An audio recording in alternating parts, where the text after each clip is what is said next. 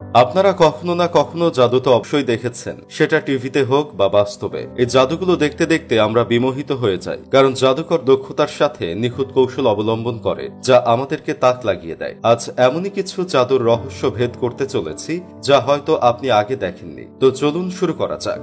দেহ কেটে দুই ভাগ করা। আপনারা এই জাদু অফলাইনে হোক বা অনলাইনে হোক নিশ্চয়ই দেখেছেন। কোন একটি টেবিলের মধ্যে জাদুকর শুয়ে থাকেন এবং বড় ইলেকট্রিক করাত দিয়ে তাকে দুই ভাগে কেটে ফেলা হয় এবং তার সহকারীরা এই দুই ভাগ আলাদা করে দর্শকদেরকে দেখায়। এই জাদুটি জাদুকররা কিভাবে করে আমাদেরকে বোকা বানান তা কি জানেন? আমি বলে দিচ্ছি। এই জাদুতে শুধু জাদুকর একাই থাকেন না, তার সাথে আরো একজন থাকেন যাকে এই টেবিলের মধ্যে লুকিয়ে রাখা হয়। জাদুকর তার দেহের সামনের অংশ টেবিলের উপরে রাখেন এবং বাকি অংশ টেবিলের নিচে লুকিয়ে রাখেন। আর এই কাজটা খুব দক্ষতার সাথে করা হয় যাতে আমরা বুঝতে না পারি। এবং এই জাদুর দ্বিতীয় ব্যক্তিটি তার পা টেবিলের উপরে এবং মাথা নিচের দিকে লুকিয়ে রাখেন।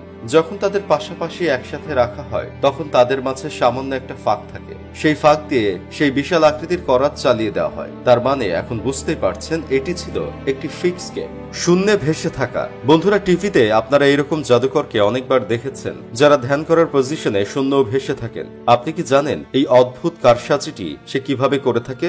আসলে এরা হাওয়ার উপরে নয়, বরং একটি স্টিলের ফ্রেমের উপরে বসে থাকে যা তাদের কাপড়ের নিচে লুকানো থাকে। আর তারা যে লাঠিটি ধরে থাকেন সেটি আসলে ওই স্টিল ফ্রেমের সাথে যুক্ত থাকে। এই জাদুটি করার জন্য জাদুকরকে একটু বেশি কাপড় পরতে হয় যেন এই অধিক কাপড় দিয়ে সেই ফ্রেমটিকে সম্পূর্ণ ঢেকে রাখা যায়। অর্থমানব। এই ভিডিও ক্লিপটি দেখুন। যারা তাকে দেখছে ভয়ে দৌড়ে পালাচ্ছে। লোকটি দ্বিখণ্ডিত হয়ে গেছে এবং হাত দিয়ে তার অর্ধেক অঙ্গকে জাপটে ধরে আছে। তারপরে সে চলছে, কিন্তু এটা কিভাবে সম্ভব? এবার আসল রহস্য ভেদ করা যাক। এই লোককে শুধু সামনের দিক থেকে দেখলেই আপনি এমনটি দেখতে পাবেন, অন্য অ্যাঙ্গেল থেকে দেখলে আপনি এই ধাঁধার সমাধান পেয়ে যাবেন। এটা আসলে একটি ড্রেস। এখানে দেখতে পাওয়া পা থেকে হাঁটু পর্যন্ত রিয়াল, কিন্তু হাঁটুর ওপর থেকে কোমর পর্যন্ত যেটা দেখা যাচ্ছে সেটা আসলে একটা ডামি, আর শার্টটাও ডামি। এই ডামি পরে শরীরকে একটু বাঁকিয়ে রাখতে হয়, কিন্তু সে যাই হোক, সামনে থাকা মানুষটি তো আর এ কথা জানে না, তাই তারা ভয়ে দৌড়ে পালায়। পালক থেকে কবুতর বানানোর ম্যাজিক। এবার ব্রিটেন গট ট্যালেন্ট অনুষ্ঠানের এই জাদুকরের জাদুটা দেখুন। ম্যাজিশিয়ান একটি পালকে আগুন ধরিয়ে দিচ্ছে এবং সেটি পুড়তে পুড়তে কবুতর হয়ে যাচ্ছে, কিন্তু সে এটা কিভাবে করলো? একটু ক্লোজ করে দেখা যাক। সে যেটাতে আগুন ধরিয়েছিল সেটা ছিল একটি ফ্ল্যাশ পেপার। সাধারণত ম্যাজিশিয়ানরা দ্রুত আগুন ধরানোর কাজে এই ফ্ল্যাশ পেপার ইউজ করে থাকেন। এটাতে খুব দ্রুত আগুন জ্বলে ওঠে, যেটাতে দর্শকদের মনোযোগ আটকে যায়। আর সেই ফাঁকে ম্যাজিশিয়ান তার হাতের কারসাজি করে ফেলে।